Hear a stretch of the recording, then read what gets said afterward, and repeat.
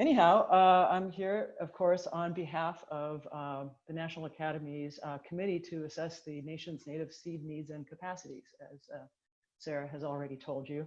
And the whole committee is very excited about the opportunity for us to reach out to you, members of the Natural Areas Association, and tell us about what we're doing, because this is a really timely moment, as I'll explain in our process, where reaching out and generating interest from the restoration community and getting your input at a time when it can really influence what we're doing is just a really tremendous opportunity. So we want to thank the Natural Areas Association and Lisa and Sarah for making this possible. And of course, again, thank you for attending.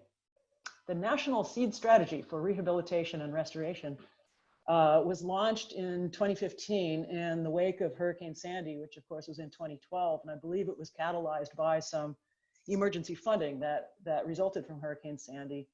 And it was in recognition of, in the wake of that hurricane and other more recent, very large natural events, that it is really hard to provide the necessary plant materials to do the kind of restoration that's needed in the wake of these events. So in addition to all the many ongoing restoration needs having to do with commonplace, everyday, all too familiar land degradation and disturbance activities, there's also this perception that there's going to be an increasing need for very large scale rehabilitation and restoration after events like Sandy and other hurricanes, after events like the mega fires that have occurred in the Great Basin and elsewhere. And that providing the right seed, as the vision of the native seed strategy is, the right seed in the right place at the right time. And of course, the whole purpose of having a strategy is the recognition that this is not an easy problem to solve. It's not the bottom line here, and the reason for the existence of our committee is this is a market in which we hope that supply will meet demand, but there are many challenges for that to happen. And addressing those challenges is our purpose. So our statement of task that constituted this committee asks us to assess federal, state, tribal, and private sector needs and capacity, in other words, demand and supply, for native plant seeds for ecological restoration and other purposes. Why would this be done? Why would such a report be needed? Well, there's the sense that there is this very complex thing out there, the native seed enterprise or supply chain, with many, many parts to it, which all interact with one another. We don't know the sizes or the geographic distribution or much else quantitatively about this system. We know it's very big and very complex.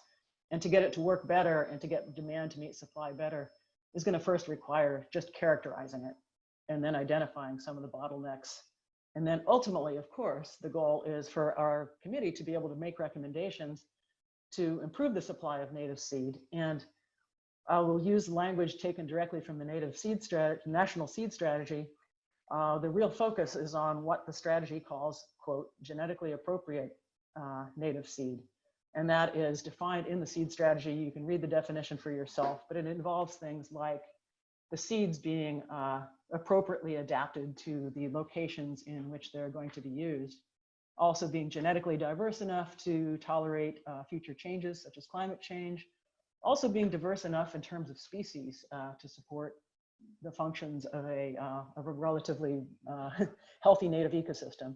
And so all of those aspects go into their definition of genetically appropriate. So I'm not using that term as a value judgment, but rather taking it directly from some of our constituting document.